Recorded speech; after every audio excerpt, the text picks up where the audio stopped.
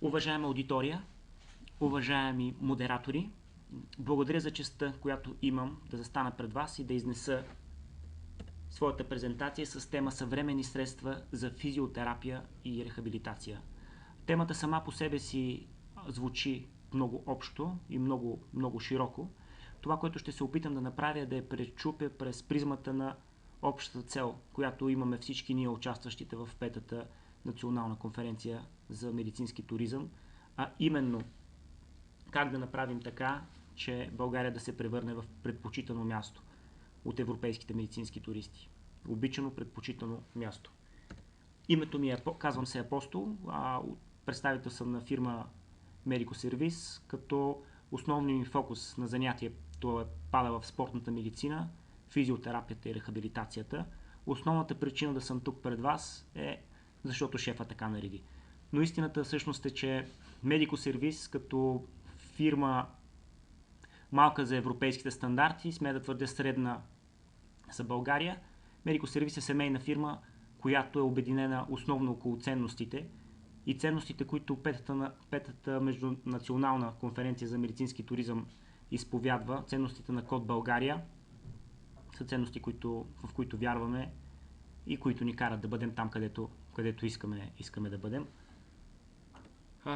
Подготвяйки презентацията, вече споменах това, което мен лично ме привлече и шефа на фирмата е как всеки да направи така, как да допринесе така, че България да се превърне в предпочитана европейска дестинация за медицинския туризъм. Да направим така, че европейските пациенти да обичат българските услуги. Разбира се, всеки от нас дава своите 2 цента, евроцента или 2 стотинки, както и с каквато и мерна единица да искаме да ги изменим, дава своя принос за това изречение. Това, което ми допадна много, слушайки презентациите и преди мен, е, че не се опитваме да посочваме причините как това не може да стане, а в проблемите, които имаме, да търсим решение как всъщност може да стане. Мислейки се върху това къде е едни от страните на проблемите, които ние трябва да решим, за да се превърнем в предпочитана дестинация, се сетих за една книга, която много обичам и което е добър пример също така за филм, който човек като го изследва не казва книгата е много по-хубава от филма, а напротив казва, че поне моят извод е такъв, че филм е едно чудесно допълнение към книгата, една чудесна визуална нейна интерпретация. Книгата е Плажът на Алекс Гарланд. Защо се сетих за нея?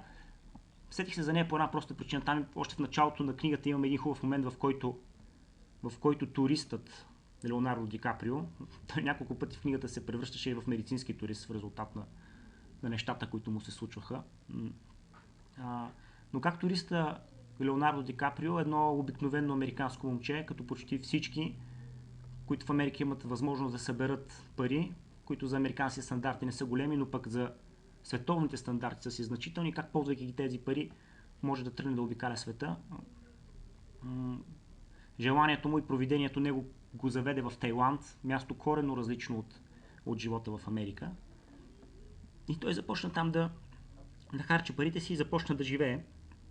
И първото пробуждане, което Леонардо Ди Каприо получи, беше, че независимо къде се намира, той продължава да се държи като американец, както си се държи в Америка. Започна да вижда своите сънародници, които са постоянно в заведенията за бързо хранене, в моловете, в веригите, които са им познати, в киносалоните, гледайки филмите, които биха гледали в Америка, телевизията, която гледа в Америка. Тоест масовият турист си се държи по начина, по който е свикнал да се държи. Леонардо Ди Каприо реши да се държи по начина, по който се държат местното население. И това го извади от общия кълъп. Но тук, пречупвайки неговата история през историята на медицинския туризъм, то ние трябва да имаме предвид, че масовите туристи, където и да са, предпочитат да ползват услуги, които са им познати, да ги ползват по начина, по който ги ползват и у дома, и очакват да срещнат същото качество и същия вид, и същия начин на предлагане. Това е модела, който ние трябва да следваме, ако искаме да ако искаме медицинските туристи, които ползват услугите на България, да я превърнат наистина в предпочитана за тях дестинация. Окей, как изглежда тогава една такава услуга в чужбина? Ако ние искаме да я превъплатим тук в България и да очакваме чуждестранните туристи да я харесат. Опита, който ние имаме с фирми в Италия, в Германия, фирми като Physiomed, като BTS, фирми, които са специализирани в анализ на походката, анализ на позата, физиотерапевтична рехабилитационна апаратура, оформя следния модел на медицинската услуга, която се налага в чужбина. Това е, можем да го разделим в модела на 4 нива: приемане на пациента, лечение, етапа на контролните прегледи и изписването. Много е характерно при приемането на пациента е, че ако пациента няма диагноза, разбира се, диагноза ще му бъде поставена. Ако приемем, че той има диагноза, то при приемането му в здравното заведение, което ще извършва лечението на пациента, имаме възможност за извършване на бързи, обективни, функционални прегледи, за функционална оценка, обективизация. Един стремеж, едно желание и възможност най-вече има в западния свят да се отдели от субективизма в медицината и до голяма степен да получим обективизъм. От качествените оценки добро, много добро, хубаво, да отидем към обективни количествени оценки, превъплатени в числа, които можем да сравним. След извършване на подобна функционална оценка, можем да започнем лечението на пациента, прилагайки физиотерапевтични и рехабилитационни средства и наблюдавайки неговото функционално възстановяване. Разбира се, през периода на лечение имаме възможност многократно, по наше желание, да извършваме отново функционални оценки, да променяме диагнозата, за да стигнем до момента на изписването на пациента. Всяка една от тези оценки, прегледите, които извършваме, води до доклад. Доклад, който е в разбираем вид за пациента, за лекаря, за придружаващите пациента лица. И много важно в западния свят, че тези доклади, тази информация, която получаваме като крайен резултат от извършваните прегледи, функционални и лечението, всичко това попада в една съвременна система, софтуерна система, която дава достъп на пациентите до това, което се е случило с тях, дава достъп на цялата тази информация на различни здравни заведения, застрахователни компании, компании, които са адвокатски компании дори. Тоест имаме една събрана на едно място коректна информация, на която ние можем да се позовем, която можем да споделим с пациента и той може да я ползва. Така изглежда една съвременна услуга, медицинска услуга. От тук нататък в презентацията си ще поговоря малко за всеки един от тези 4 етапа, като започнем в функционалната оценка, за съвременните средства за физиотерапия и рехабилитация и за това как изглежда една такава съвременна софтуерна система, която ни помага да работим с пациентелата си, с пациентите и да даваме достъп на информацията, на медицинската информация до тях. Функционалната оценка е начин за обективна и бърза информация за това какво е състоянието на пациента, до каква степен имаме, какви са обемите му на движение, какво е неговото състояние. Тук искам да ви покажа един лесен и бърз начин за подобна функционална оценка, която е свързана с анализа на походката. Извършването на този функционален тест е с помощта на предложение за анализ на походката от италианската фирма BTS. BTS повече от 20 години е фирма, която се е фокусирала върху анализа на позата и анализа на походката. Фирмата е създадена от студенти, които са завършили Института по биомеханика в Милано и тяхното основно желание е било как да обективизират състоянието на пациентите си и да помагат на деца с болести на централната нервна система, по-специално с ДЦП. Тестът е изключително бърз, необходими са ни между 5 и 10 минути за извършване на теста лесен за извършване, може да се извърши и самостоятелно дори от пациента, ако пациента има желание. Извършва се с помощта на един сензор, който е с големината на кибрите на кутийка. Поставя се на лумбален прешлен 5 на гърба, в колана, както е показано на снимката. Както е показано на снимката. И след като този сензор е поставен, пациента ходи в рамките на кабинета, като извършва по 7-8 крачки в едната посока и в другата посока. И след като завършим теста, имаме възможност да видим симетрията на походката между левия и десния му крак. Информация за времената на единичната опора в сравнение с нормали. А единичната опора са изключително говорещ параметър и чувствителен параметър, защото по време на единичната опора човек съвсем естествено от крака, който е с проблеми, бяга. Патологичния крак се опитва да намали времето на единичната опора на този крак. При извършването на теста можем също така като контролен преглед да покажем възстановяването на пациента и за да не съм само голословен и да ви ще покажа един конкретен случай на пациент в България, който при приемането си симетрията на походката му, може да видите на лявата графика каква е графиката на походката на левия крак в червено и графиката на походката на десния крак в зелено. При идеална ситуация тези две графики трябва да бъдат идентични. Виждаме, че тук обаче графиките не са толкова идентични. Как на десния крак пациента се опитва по-бързо да скъси времето на единична опора при десния крак и коефициента на симетрия между тези две графики е 73,9. Не можем да кажем, че това е висок коефициент. Тук ако направим бързи тестове на хората, които сме в залата, сигурно на по-голямата част от нас тестовете ще бъдат над 90. След период на физиотерапия и рехабилитация с този пациент, можем да видим графиките му, които са от последващия тест. Виждаме как кривите са почти идентични вече и не случайно коефициента на симетрия след рехабилитация е 99,7.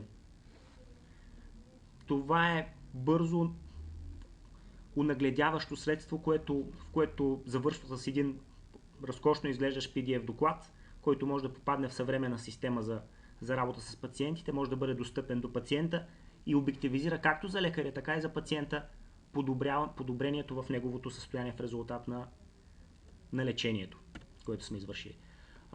Втората точка, по която ще поговоря, след като извършихме функционален тест на пациента си в началото, са съвременни средства за физиотерапия. Първият апарат, за който ще говоря ние в Medico Service като инженери, умишлено винаги започваме с него и причината да започнем с него е защото смятаме, че той е изначален апарат и терапията с този апарат ще подпомогне всяка една терапия. Наскоро четейки една върховна българска книга, суперлативи за нея, каквито и да кажа, ще бъдат малко. Поне спрямо моето разбиране за хубава книга. Книгата се казва Калуна Каля и автор е Георги Божилов и е разкошна книга, която съчетава в себе си романизма на Талев и повествованието на Хайтов. Способността на Хайтов да прави аналогии между природата и между хората. Георги Божилов в своята книга е изключително добре борави и с двата стила. По средата на книгата лирическият герой, главният герой в книгата реши да си строи къща. Действието се развива малко преди Априлското въстание. Той е човек, който е заможен, разполага с пари и когато извика майстора при себе си, обясни му, че смята да строи къща, смята да се жени, иска да направи хубава къща и понеже смята да се жени за Гюла, иска къщата да започне майстора първо да направи спалнята.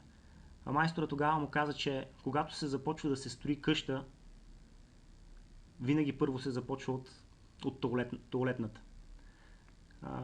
Първият апарат, който искам да ви покажа, е апарата, който той е известен, познат е в България, ползва се, не толкова широко популярен, колкото според мен е необходимо да бъде. Това е апарата за хидроколонотерапия. В Medical Service предлагаме апарати за хидроколонотерапия на канадска фирма, на Aquanet, и предлагаме на Biomatrix китайски апарати за хидроколонотерапия. И двете системи са добри. Разбира се, имат разлика и в качеството, и в цените, разбира се. За всички е ясно в коя посока е качеството и в коя посока са цените. Хидроколонотерапията е детоксикираща терапия, която дава възможност да се прочисти дебелото черво и оттам да се подпомогне лимфния дренаж. Апаратите могат да работят чисто гравитационно, могат да работят и чрез налягане, имат системи за дезинфекция, автоматична поддръжка на температурата, така че за максимален комфорт на пациента и за лесна и бърза работа. В добавка на този апарат, като говорим за лимфен дренаж, който с него, ако с хидроколонотерапията можем глобално да помогнем на лимфния дренаж, то ако искаме локално да работим върху лимфен дренаж, то това можем да го направим със следващия апарат. Това е апарат за дълбока осцилация. Това е апарат, който в Medical Service изключително много харесваме. Откриването на този апарат и оценката на този апарат преди около 4 години ни накара да инвестираме значително време, усилия, средства, за да направим апарата популярен.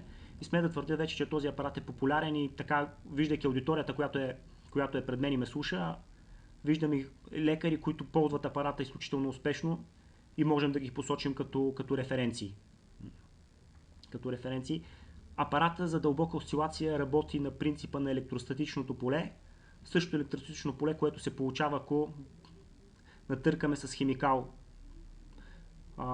потъркаме с химикал косата си, пластмасов химикал, или пък вълнено парцалче, и в последствие доближим този химикал върху накъсани хартийки, които ще се залепят за химикала.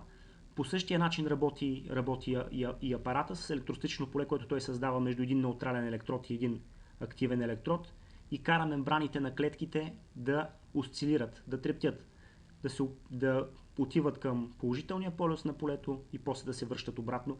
Тези трептения се предават в меките тъкани в дълбочина до 8 см и се получава една осцилираща вълна, на която ние можем да регулираме интензитета, и идеята е да доведем до чистоти на резонанс, които ще ни помогнат да разбиваме наслагванията в междуклетъчното пространство в интерстициума и в последствие да отвеждаме тези разбити метаболитни отпадъци към лимфната система.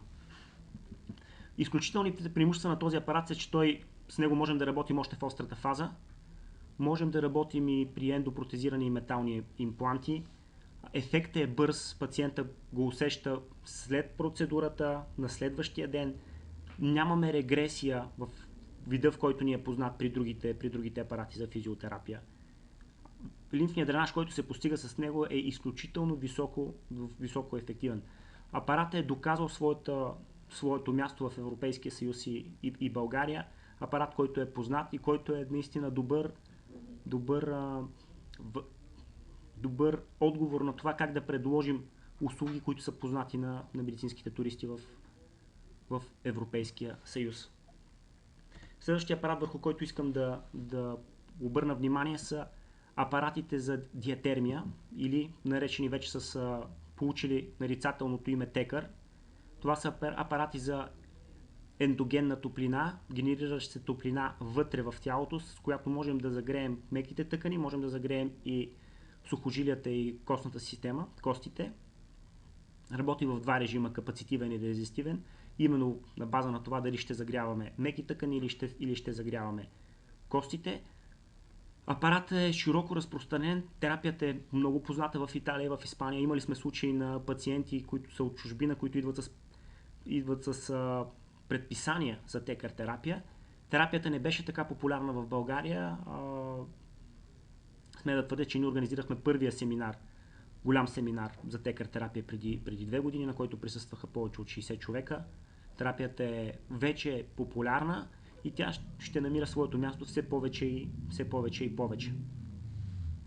Добър вариант е за комбинация между двата апарата за дълбока осцилация и текър терапия, при които можем да засилим метаболизма локално на места с апаратите за диатермия и съответно да подпомогнем лимфния дренаж в последствие с апарата за дълбока осцилация.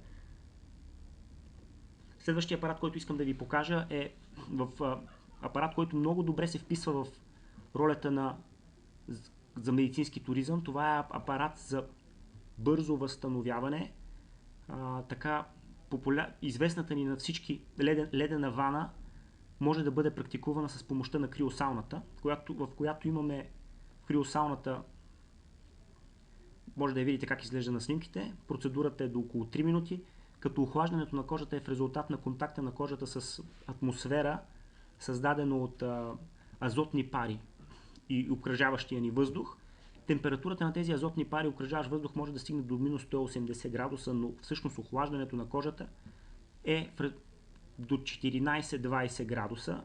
Пиково това, което се случва е, че много добре излъгваме рецепторите за студ и температура на кожата, така че те мигновенно подават сигнали към мозъка за изтегляне на кръвта от периферията към сърцето и към мозъка.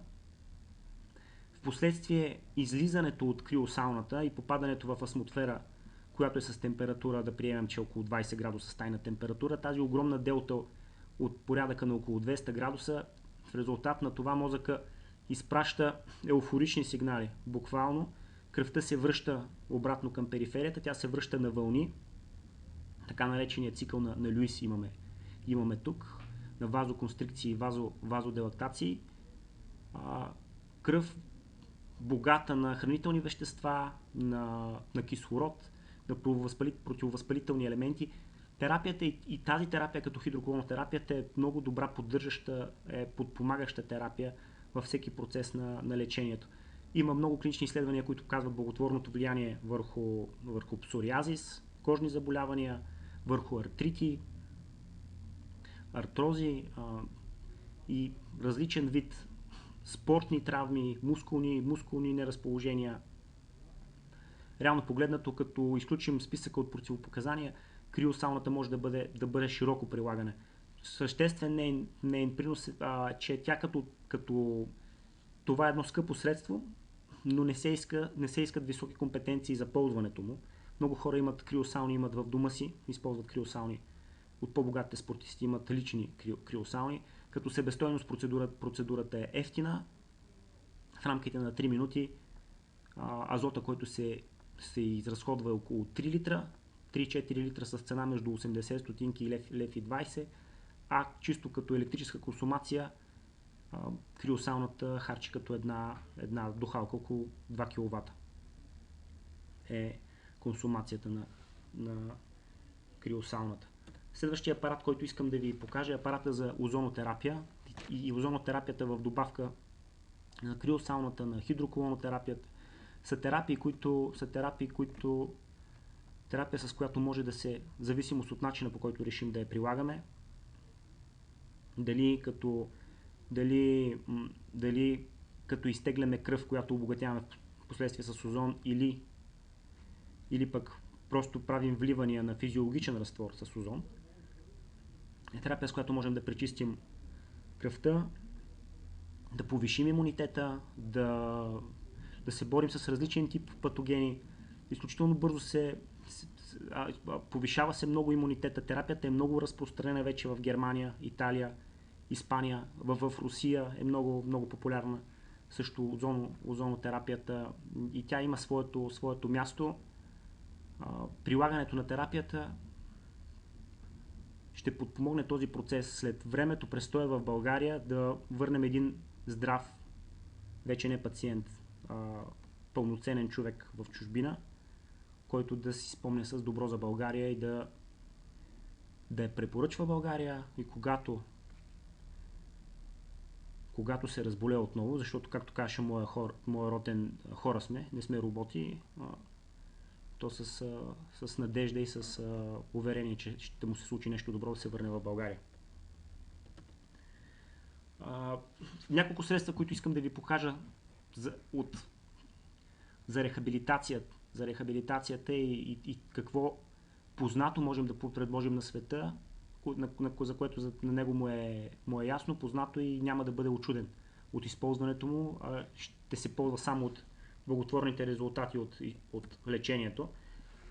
Това са рехабилитацията с помощта на еластичното съпротивление, лентите за еластично съпротивление. Хубавото е, че Medico Service е представител на TheraBand. TheraBand е преди около 40 години започва навлизането на средства за рехабилитация с еластици. Методът е изключително високо ефективен, ефтин е за пациентите и за практиките, забавене, щадящ пациентите. В България има вече подготвени кадри за използването му. Да, най-вероятно голяма част от тези подготвени кадри вече не са в България, но истината е, че в Medico Service се опитваме да предложим цялостни решения, не само продуктите, които да дадем на нашите клиенти и те да се чудят какво да ги правят, а и обученията, поддръжката за тези продукти. Така и предлагаме курсове за обучение на TheraBand, за продуктите курсове за работа с еластично съпротивление, курсове за работа с средства за проприорецепция, средства за баланс, миофасциална релаксация. Всичко това е част от услугите, които предлагаме. Един цялостен пакет от продукт, знания и поддръжка. На снимките тук виждате класическите ленти или първите ленти, еластични ленти за физиотерапия. Но един от популярните рехабилитатори в щатите, Кевин Уилк, за нововведенията, които се случват дори в тази сякаш изглеждаща невъзможна за иновации сфера. За едно от нововведенията той казва, че точно това въведение ще бъде следващото голямо нещо в рехабилитацията и тренировките, което най-вероятно всеки пациент ще има. И тук моят въпрос към вас е: знаете ли кое е това ново нещо? То вече и популярно е в България, предлага се. А за тези, които знаят, съм подготвил малка награда именно това нещо. Жокерите, които ще даме, че наистина е свързано изцяло с еластичните ленти, промяната на еластичните ленти по един нов и много улесняващ работата с тях начин.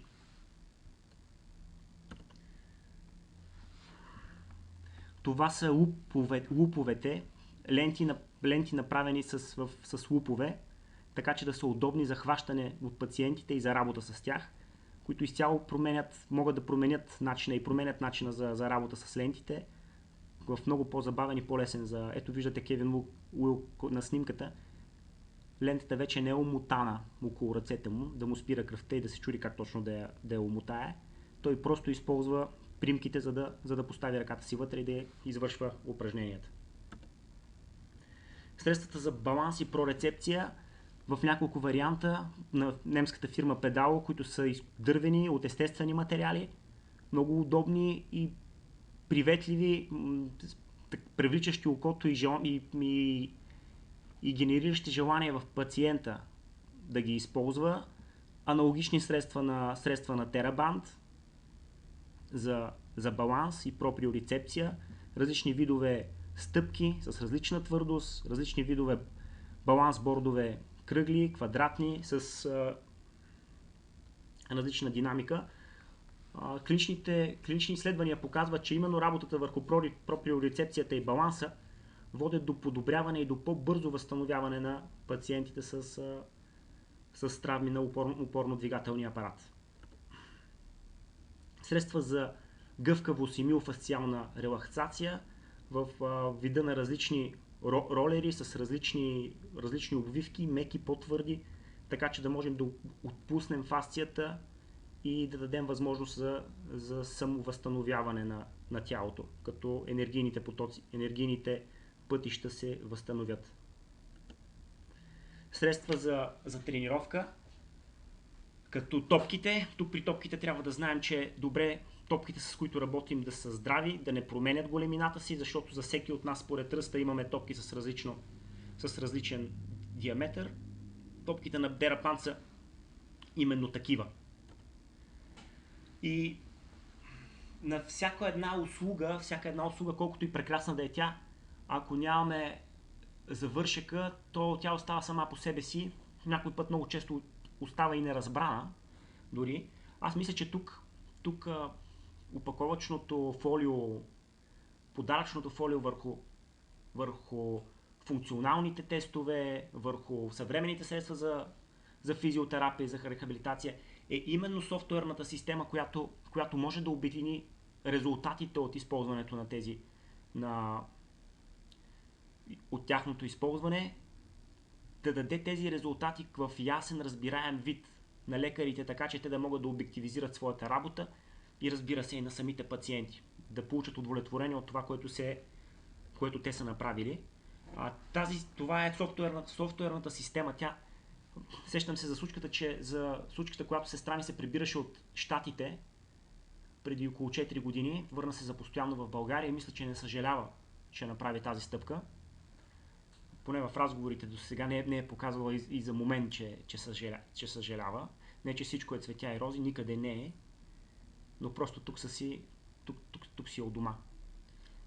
Че случката беше следната. Тя се прибира от Щатите и по средата на Атлантически океан един човек изпада в лек стрес и започва да негодува, и то негодува шумно, заради това, че интернета в самолета сигнала не е достатъчно стабилен. Тогава друг човек, който седи малко пред него, му казва: